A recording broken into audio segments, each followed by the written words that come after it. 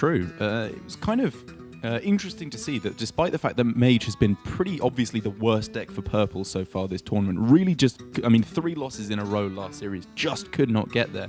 But I still love this ban from Pavel. He realizes that against his Druid in particular, this is the only deck that really stands all too much of a chance. Well, I should say they all stand a chance, but it's the only favorable matchup probably for purple against his Druid.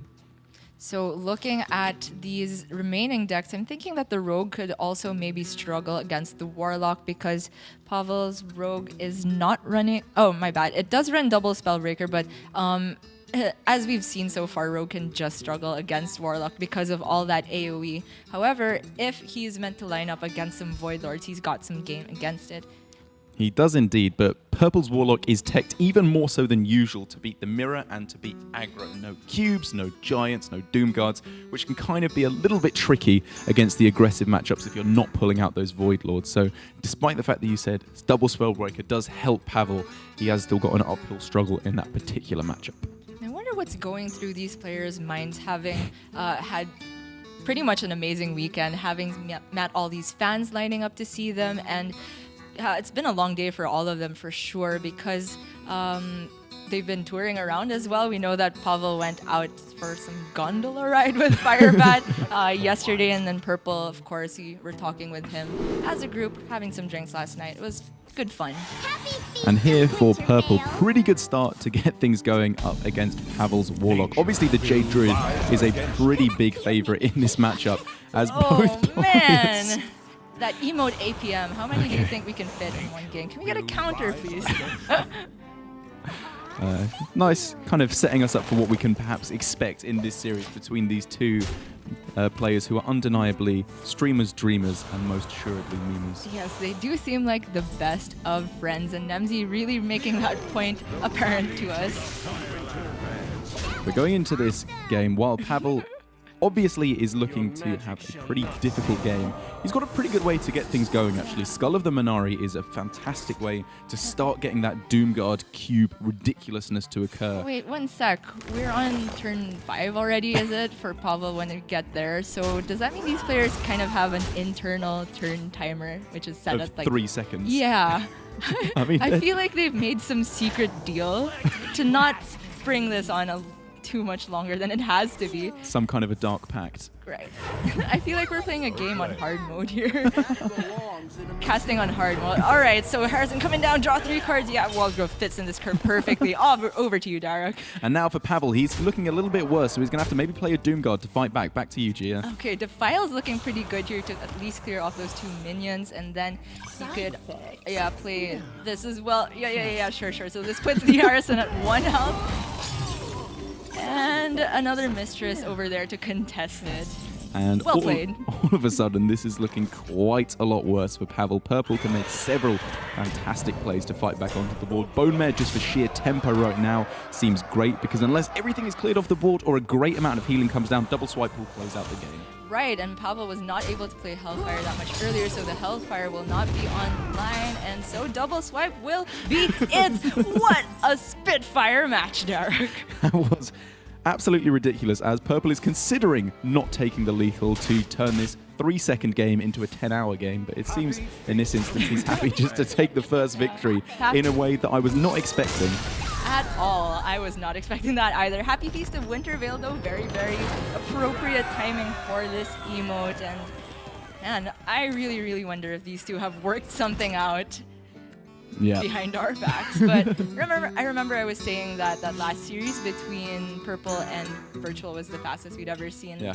We could be breaking some records here. I think we could be breaking records for Hearthstone full stop, outside of the crazy Undertaker era last Euro standing matches, which were absolutely absurd. The fastest series without any concedes, perhaps, and the most emotes fit in. I think there's a lot of records to be broken here today. And I think while they may not have necessarily worked out some kind of a strategy together for the game, at least for their intro, unless we're somehow suddenly in a musical and they both just know exactly how to do the perfect intro together, That was definitely a real work of rehearsal and teamwork.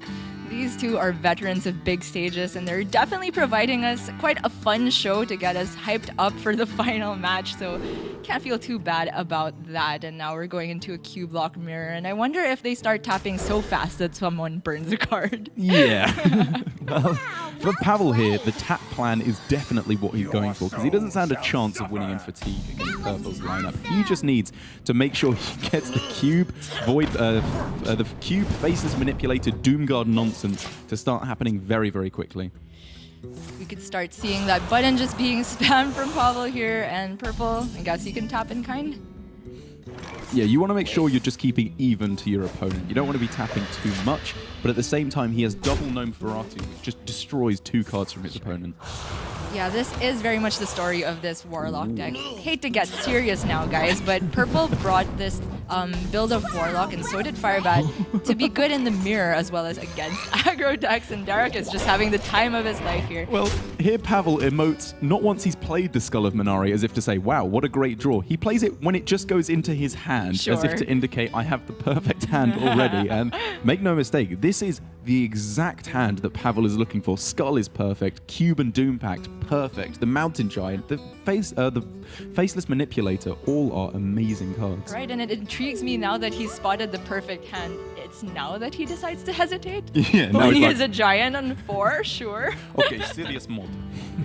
I guess he has something cooking up in there, but yeah, again, the story for Purple's Warlock is that it is running Rin and a bunch of techs that punish these greedy decks. He's not got the Elise that Firebat has brought, but Gnome Ferratu, Purple is absolutely convinced that this deck should beat Q-Block, except maybe when they get some nuts draws like this. That's right. When he was talking in the player lounge about this deck, he says, obviously you're very favored in this matchup because he's teched it so heavily to do so, but there's a window around turn 6 or 7 where the Priest, before the Void Lords start coming down for Purple, and Pavel can just push damage with these Doom Guards, with the Skull of Minari, with the Faceless Manipulators. It's just so much pressure. So we will see a very, very easy Skull of Minari, I believe, here. Are you ever tempted by Hellfire to start pushing damage more with the Mountain Giant? I don't think so. If I wasn't going to go for the Skull, maybe I would go for something like a Faceless here. But here going with the Hellfire just to push damage, I guess the Skull of Minari works just as well on a following turn. I don't mind it too much at all. It just seems super clean while it's still providing a threat that Purple needs to deal with. Clearly doesn't mind too much though, so there's no chance for lethal here, is there? It's not, No, but it's not a through Void Lord. lot of damage pushing through with the Spellbreaker able to take it out. Another 8 damage being pushed through, and then there's still all the Void Lord, or all the Doomguard nonsense that can come down with the cube. So Pavel actually not in too bad of a spot here, I would say. No, not at all. I just wonder if he would like to go for the Void Spellbreaker here when the Skull of Minari seems too prime. I feel like this Mountain Giant has put in a fair share of work already, so he can go for his usual game plan of Doomguard, cube it, pact it, and get going. Okay, I think I actually like your thinking there, because yes, you could silence it now, but maybe it's more important to silence it when you're pushing forward 10 damage, 15 damage in one turn with the Doomguards. Yeah, 8 is such a small number these days, huh? When you're playing Malagos in triplicate to get swipes upward of 19 damage and things like that. That'll get it done, I'd say. So Pavel actually having a long think at it. Very, very contrary to what we saw in the first game. It's a difficult choice. I can still very much respect the reasoning for going for Spellbreaker. 8 damage is an awful lot. Yes. And on the following turn, once Doomguard is pulled out of his hand, all of a sudden the Spellbreaker, you probably don't have the mana for it, because you really want to get that cube rolling. Ah, is that a pun? You can roll a cube like a die. Yeah, that was well done. Yeah. You spotted it perfectly. Well, who is gonna make that dream Yep. dead? Perhaps that was what Pavel was thinking about. But then again, if you're worried about Ooze, then you should probably just play the Skull as soon as possible, while it's the highest chance for it to not have been drawn yet. And now, again here, another way to pull Doomguard out of the deck. More likely to get a Void Lord, obviously, is Pavel. Does manage to get it in the end. However, Purple has the perfect way of dealing with it. And now with Skull of Minari gone, Doomguard in hand, and no more Doomguards in deck. the full combo for Pavel becomes significantly more difficult to do. Right, this is completely reversed quite quickly. Pavel's already down to 13, and that Mountain Giant, most of its damage has been negated by the heal that Purple was able to efficiently parcel out. So does Pavel still have a way out here? I mean, the window has mostly shut here for Pavel. There's going to be too many taunts coming down over the next few turns with Void Lords and Gul'dan for Purple. But at the same time, he can still make a bunch of Doom Guards with the cubes and the Dark Pact, and then summon them back with Blood Reaver Gul'dan. So maybe if he can just get one turn of no taunts on the board, then he can push for a truly ridiculous one-turn kill combo. Absolutely. And Pavel going for the Spellbreaker there, even though the Voidwalker is able to trade up, just because he knows that he's not that well equipped to deal with Voidwalkers, and also there just wasn't a whole lot to do that turn. He's at 8. He's getting down very low. Purple probably not pushing towards lethal quite yet in the next turn or two because of that Mistress of Mixtures. But just because of Blood Reaver Gul'dan, it's going to be putting a constant clock on Pavel to either play his own Blood Reaver or find some healing pretty pronto.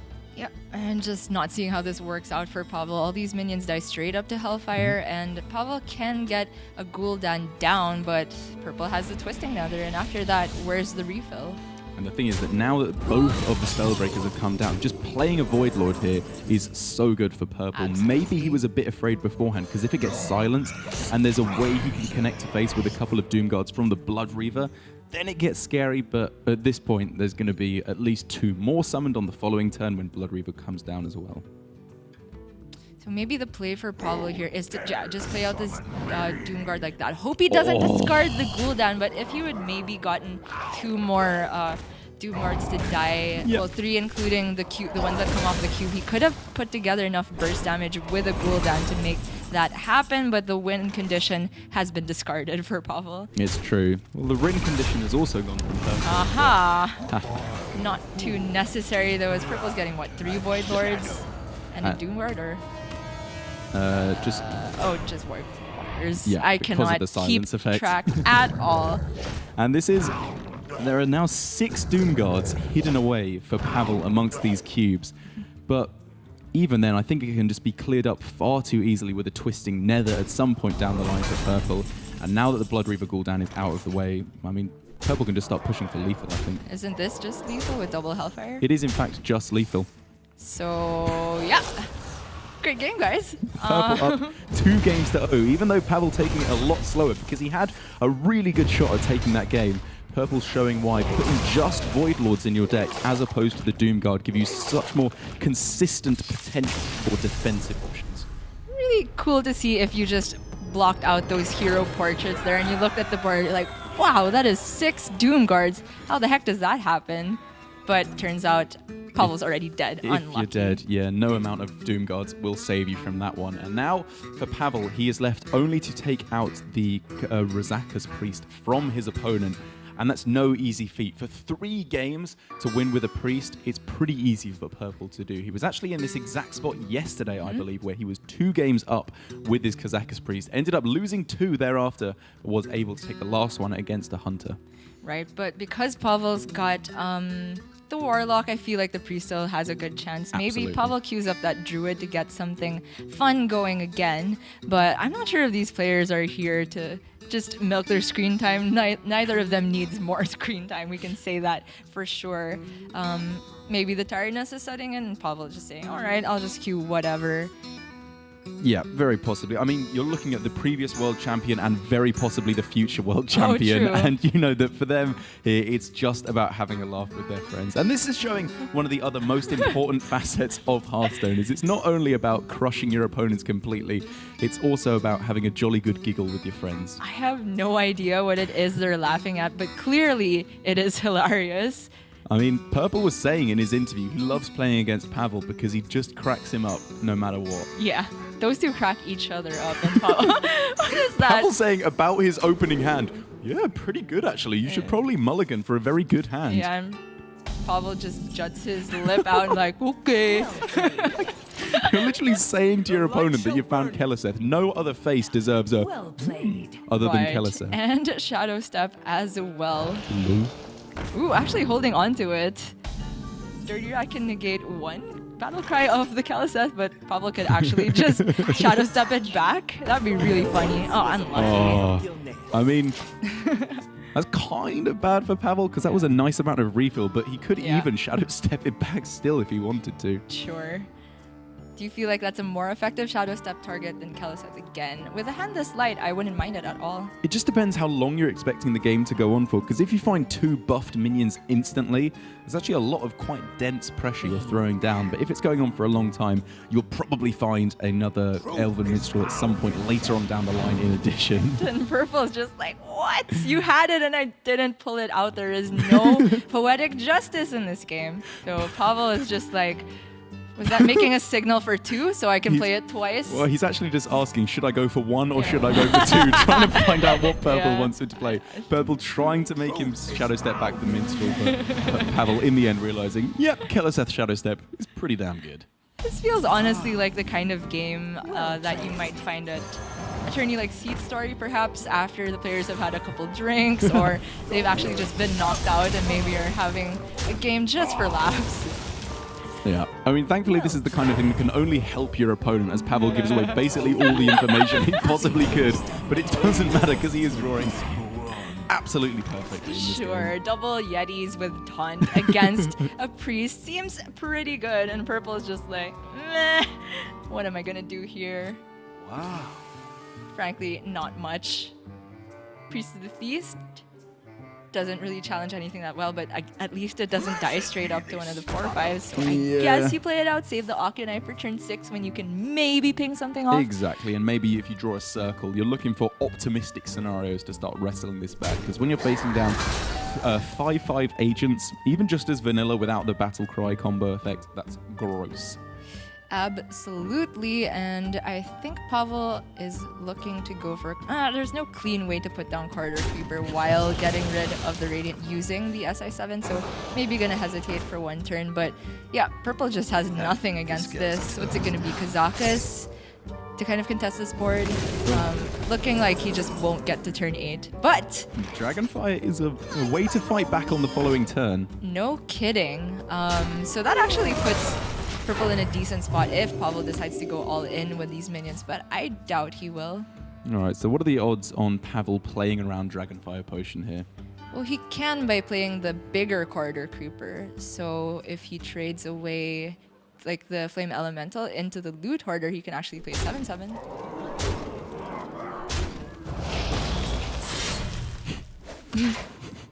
But at the same time, why would you do that? Okay. It's not like Dragonfire is the worst thing ever either, because he can still... Oh, I was going to say, because he could still refill with 3 things the following turn. It's pretty bad, actually, here for Pavel. He's played pretty heavily into it Yeah, as well. I thought he was going to hold on to the 0-cost one. And wait, Purple's got his Raza. He has actually got Raza and Anduin already available, so from the slightly odd place from Pavel, not really playing around Dragonfire whatsoever, he put himself in a slightly shaky spot, but he has actually just played an absolutely disgusting turn. Sure.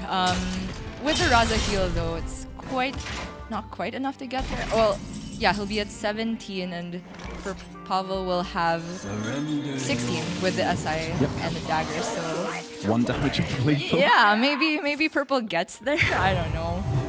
It's looking like this game is going in Pavel's favor. Yeah. That is way more than enough to get the job done. That'll most certainly do it. Even throwing down a nice friendly BM silence to close out this game. Perhaps a throwback to an unnecessary silence from a few games ago. Well, that one was just awful. This one was just brilliant. Yeah, So and Pavel's nodding with his chin up. This is what you like to see. One of my favorite Pavel expressions, actually. Just, just a... Come on, bro. What are you saying? Pavel, I mean, it's great to see these two having a good time at least.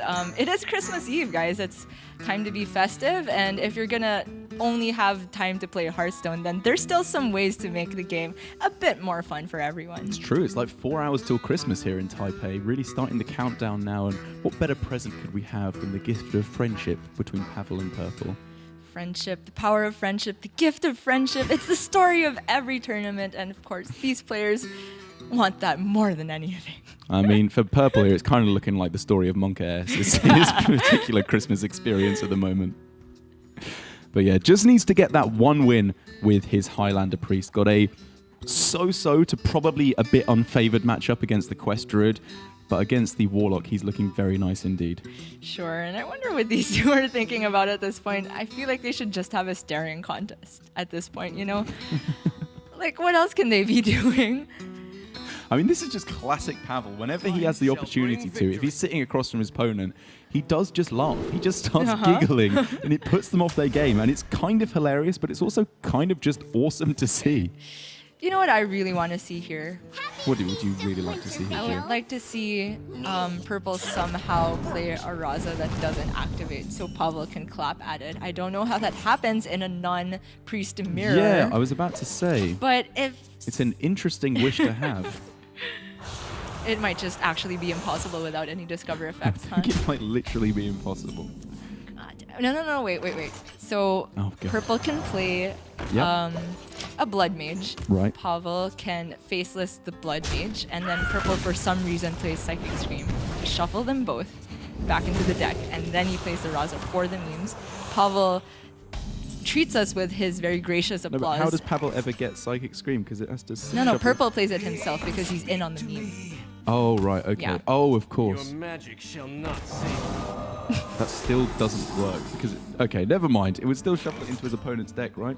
Oh, right. It's not his own. Yeah. God, I was so I like close. your thinking, but this is going to be a much more standard game, I would say, as Purple gets a pretty decent hand to get things going. Obviously, no Raza or Anduin right at the start of the game.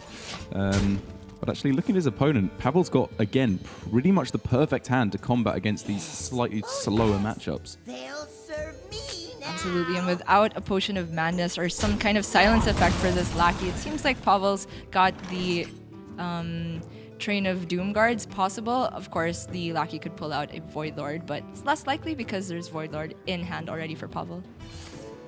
And so for Pavel, he really just needs to be searching towards that Doom Guard as quick as he can, be it from his deck with the Cabal Lackey or just drawing it naturally to summon with Skull of the Minari. But Purple's actually got his own one there.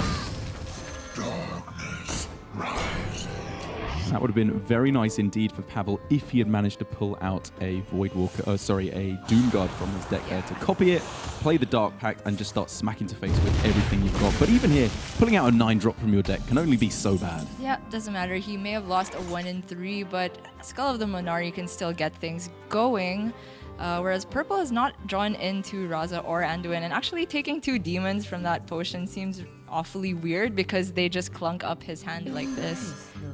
Yeah, that's not usually it seems like that's probably the least picked potion option out of all of them in Kazaka's Priest. I guess it's just giving him stuff to do to fight back against what Pavel could throw down on board. Yep. Unfortunately, the demon that he did pick up was one that discards cards, and you definitely don't want to be discarding Valence. So maybe the Hooked Reaver gets to see its full 7/7 glory, though. That could be pretty cool. I don't think I've seen that actually be played so far. Did he not play Zoo in the first 2 days of the expansion when everybody was like, oh, Suicide Zoo is going to be the thing? And then they realized that Hooked Reaver probably just doesn't make the cut? Yeah. Yeah. Probably some variants of Warlock that can play Void Lords as soon as Lackeys die make more sense. Yeah, I would have to agree with you there. Purple... Pavel's looking like he would have to agree with you as well, as the Doom Guard is picked up and summoned. Now Is this something lethal? With pretty Cuban wild is going to Dark start happening. Wait, 9, 12, and it is lethal, right? Or does it all fit? Because he had... whatever. I mean... Between... It's all messed up now in my head now that the Mistress has died, but you're usually pretty spot on with your lethal counting, so I'm going to trust you there that maybe it was Yeah, okay, there. so he has right now 10 on board. It was 12 a while ago, and the Anduin was at 22 a while ago. So if you cube and then pact, you get another 10, right? So, Yeah, doesn't matter. I can respect that. If there was room on board. Pavel's here to yeah, have fun. Exactly. And he's still looking in a good spot going forward, at least. Yeah, Mountain Giant can come down pretty nice and clean here. It is scary to Anduin, but it is more resistant to Dragonfire Potion. And it's just picking your poison at that point. We did see one card was kept by Purple, and we haven't seen it yet. And assuming that it is either Anduin or the Shadow of Death seems pretty reasonable, actually. All good indeed. So no silence picked up for purple. So between I got the best deals cube attacking and then pacting it because it has 2 Doom Guards and then a faceless manipulator for one of them. Still doesn't quite get there with all this healing. So purple picked up the Anduin, so he's not in a bad spot at all. Yeah, starting to look a little bit better, but if we look at the amount of damage coming through, there's 4 in that cube, there's then 10 inside it, obviously with the Doom Guards coming out. And with all these facelesses that can start to come down, Pavel is actually starting to work himself towards a lethal opportunity. If he had more mana, it would be something fun, I guess, with Hellfire and Double Defile, but Yep. maybe next turn. Ooh, that's a pretty good card to pick up here, wouldn't you say? That is absolutely ridiculous. The Dirty Rat rounding it out so perfectly as well. There is That was awesome! surely nothing that Pavel can do because those Doom Guards are just gone. They're not just shuffled back into the deck inside the cubes. The Death Rattle is gone, so it's Yeah. just cubes inside the deck They now. have been removed from the game, Exactly. essentially, and purple is free to go and ping away. Yeah, obviously trying to find that Raza as quick as he can now, but to be honest, even without that, he's got such a respectable amount of damage over the next few turns. He's got nothing to worry about. Doom Guards are gone. I guess, has one even died for Gul'dan? Yeah, I think one Okay. has died because it got cubed. Sure, doesn't matter though. That's right. And who knows, maybe Pavel ends up discarding the Gul'dan again anyway. So yeah, just going through the motions here. Without a Raza, how many turns does it take? I think with the Dark Pact and the greater healing, the greater Spellstone as well, it's going to take a little while to get through all the damage for purple. So he is still on that race to try and find Raza as quick as he can, but he's got all the time in the world because when the Giant comes down, he can quite happily go for the Shadow Word Death. I suppose with the cube as well, things start to get a little bit more difficult, but there's still just the Master Spell there to counteract everything that could come down from Pavel. Yeah, and he's got the Death for the Giant. Everything is totally under control for purple here. I wonder what Pavel's thinking about. I feel like this is just the best faceless you're going to get at this point without any more Doom Guards except the one post Gul'dan. Well, maybe he's just thinking, if Master Spell is right at the bottom of the deck, then maybe I stand a chance, because I'm going to have to get something pretty ridiculous now to take the game. He's thinking, cube into faceless it, into just attacking for 4 every single turn for like 5 turns somehow. Makes a lot of sense, and now because the cube has been silenced, that Mountain Giant is also just gone. Yeah.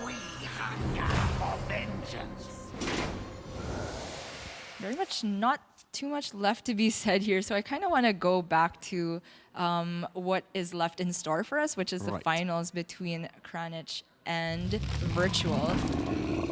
These 2 players have gotten through the likes of Pavel and Purple to get to this point, which is incredibly impressive. Yeah, they've done a remarkably good job so far, and looking at the final series, I think Kranich is going to have a much harder fight than he's had in the last couple of games, given that his aggressive lineup will be finding one that's slightly more equipped to deal with him. But for the moment at least, it's going to be Purple advancing through to the 3rd place finisher. Very nicely done over Pavel, his opponent. But with the Kazakus Priest up against this Cube Warlock, it was going to have to be something pretty disgusting to take it out. So congratulations to Purple taking 3rd place. Great fun between these 2. I love to